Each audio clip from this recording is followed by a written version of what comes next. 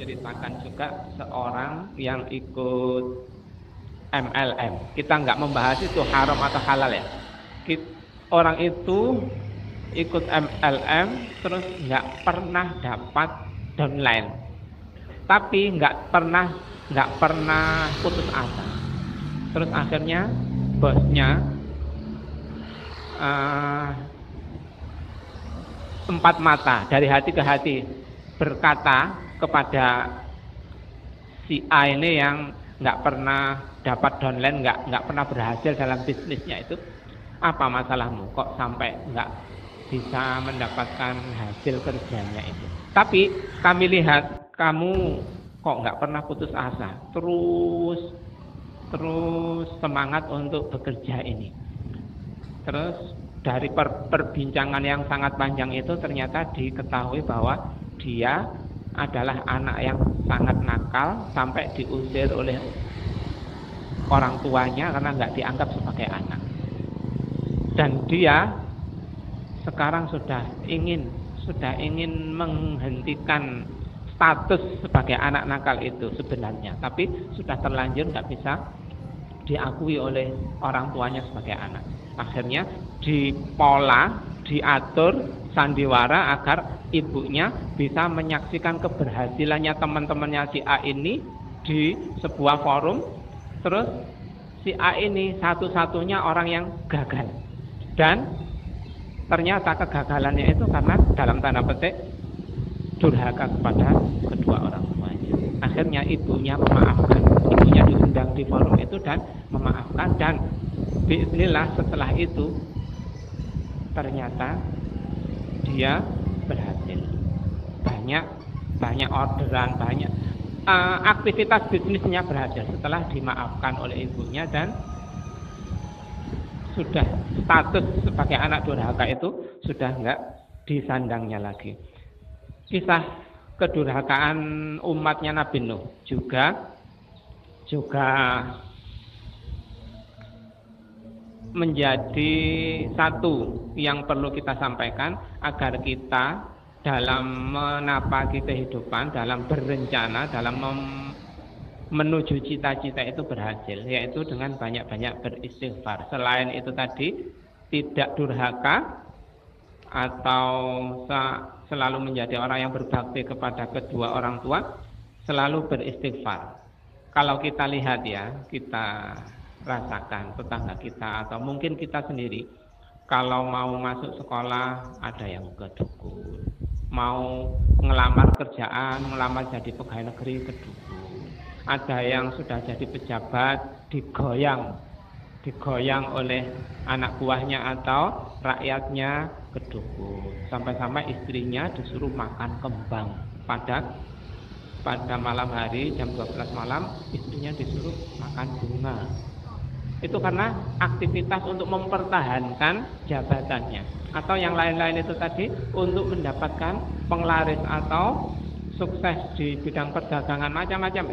Seringnya kita lihat, ya bukan seringnya ya, sebagian kita melihat mereka begitu. Padahal Rasulullah, para nabi yang dulu-dulu sering mencontohkan agar kita sukses itu adalah salah satunya dengan istighfar. Seperti yang disampaikan Allah di surat Nuh ayat 10 sampai 12, kisahnya Nabi Nuh itu menyarankan, mengajak kaumnya untuk beristighfar. Karena Allah itu Maha Pengampun. Setelah beristighfar, Nabi Nuh menjanjikan, dan ini insya Allah karena janjinya Allah, hanya saja redaksi di ayat ini enggak disebutkan. Ini ketentuan Allah kaulnya Nabi Nuh. Yang jelas untuk sekarang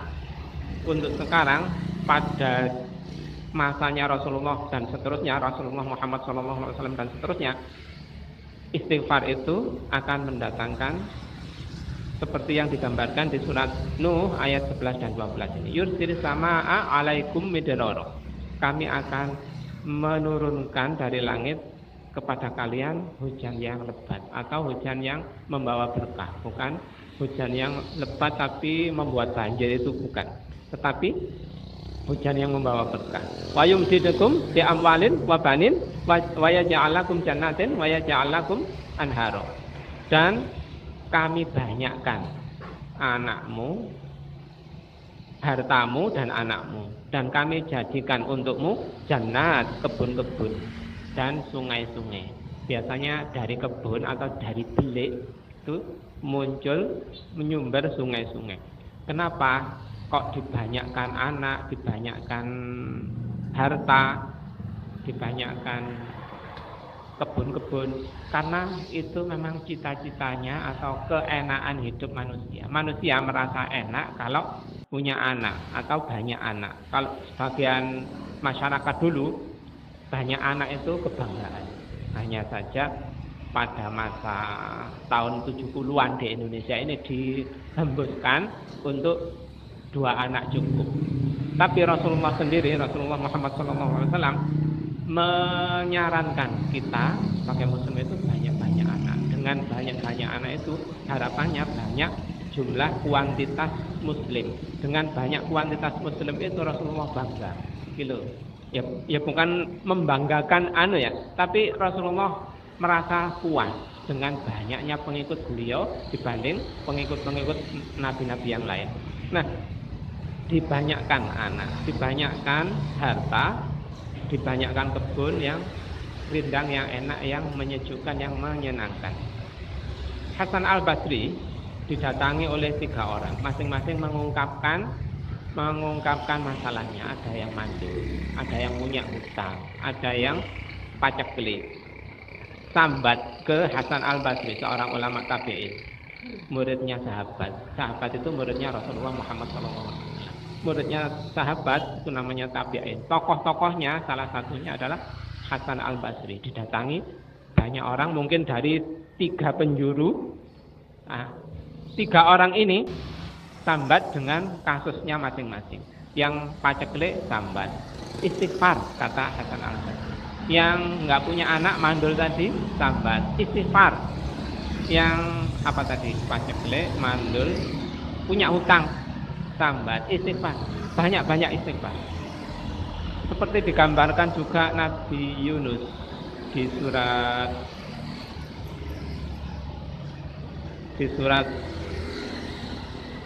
21 ayat 87 dan 83, dan Nabi Nuh, atau kata-katanya Nabi Ibrahim di surat 26 ayat 80. Kalau Nabi Yunus, la ilaha illa anta subhanaka inni kuntu minadh dhalimin, di dalam perut ikan kan masalah, diberi musibah oleh Allah. Kalau sekarang, umpama sekarang di penjara dalam perut ikan yang besar, masalah itu dibebaskan oleh Allah setelah banyak-banyak istighfar. Tiada ilah, tiada yang diibadahi selain Engkau ya Allah. La ilaha illa anta subhanaka, maha suci Engkau ya Allah, inni kuntu minadh dhalimin, aku ini zalim, aku ini menganiaya diri. Pengakuan diri bahwa saya zalim, saya menganiaya diri. Nabi Adam juga begitu. Rabbana zalamna anfusana wa illam taghfir lana wa tarhamna lanakunanna minal khasirin. Diampuni oleh Allah, dibebaskan dari kata-kata durhaka. Nabi Adam sebelumnya jujur sebagai orang yang durhaka, tapi setelah banyak beristighfar dengan caranya begitu, itu kalau Nabi Adam caranya begitu, Nabi Nuh caranya begitu. Nah, begitu itu diangkat derajatnya oleh Allah menjadi orang yang sangat dekat kepada Allah Subhanahu wa taala. Kalau kita punya masalah atau ingin sukses dalam langkah-langkah kita, mau lulus kuliah, mau diterima di suatu perusahaan, atau mau melamar pakai apa saja, langkah-langkahnya adalah salah satunya berbakti kepada kedua orang tua dan banyak-banyak istighfar. Istighfar pun kita boleh memilih dengan cara yang lebih efektif, yaitu Rabbighfirli wa liwalidayya warhamhuma kama rabbayani shaghira. Dengan begitu kita istighfar untuk diri kita sendiri juga sebagai wahana membuktikan bahwa saya berbakti kepada kedua orang tua. Dengan begitu itu, kalau orang tua kita sudah meninggal, insya Allah dengan banyak-banyak berdoa seperti itu, insya Allah mereka dibebaskan dari siksa kubur. Kalau kita hidup di penjara 24 jam disiksa, terus anak kita bisa ngirim surat sakti untuk menghentikan siksaan kita di penjara itu, kita sangat senang. Lah, surat sakti untuk menghentikan penyiksaan di alam kubur itu bagi seorang orang tua adalah istighfarnya anaknya yang begitu itu tadi di dunia. Jadi jangan hanya 5 kali dalam sehari untuk Rabbi firli wali saya warhamu kama rabbayani shaghira. Lebih sering lebih baik, 500 kali lebih baik untuk mencekal siksaan di alam kubur yang dialami oleh orang tua kita. Jadi bukan doa yang hanya setiap Jumat Legi atau setiap haulnya mengumpulkan banyak orang, mengeluarkan banyak biaya, bukan hanya itu. Tapi yang lebih dibutuhkan adalah itu tadi, Rabbi firli wali walidayya warhamhuma kama rabbayani shaghira. Sesering mungkin dalam setiap hari, jangan hanya 5 kali. Aku qouli hadza astaghfirullah wa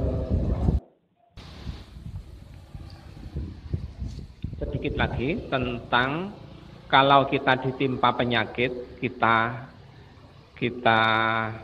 berdoa sebagaimana yang disampaikan oleh Nabi Ibrahim, yang dicantumkan oleh Allah di surat Asy-Syu'ara ayat 80. Kalau yang sakit itu sesak-sesak atau apa itu ditunjukkan. Tangan begini bersyahadat begini ditunjukkan ke dadanya. Dengan mengucapkan kata-katanya Nabi Ibrahim yang dicantumkan di surat Asy-Syu'ara itu. Wa idza maridtu fahuwa yashfin. Wa idza maridtu fahuwa yashfin. Ini banyak dibuktikan. Orang sekarang mendapatkan informasi dari para ustadz dibuktikan dan alhamdulillah disembuhkan oleh Allah. Atau kata-katanya Nabi Ayub yang dicantumkan oleh Allah di surat ke-21 ayat 83 kalau nggak salah surat Al-Anbiya ya. Rabbi anni masani al-dhurru wa anta arhamur rahimin. Dibaca banyak, sering-sering. Rabbi anni masani al-dhurru wa anta arhamur rahimin. Rabbi anni masani al-dhurru wa anta arhamur rahimin. Kalau kita sakit begitu. Jadi enggak usah ke dukun atau kalau ke dokter itu manusiawi, tapi kalau ke dukun itu enggak disarankan. Dan ini aja dari para nabi ini dipraktekkan, insya Allah kita disembuhkan oleh Allah Subhanahu wa taala.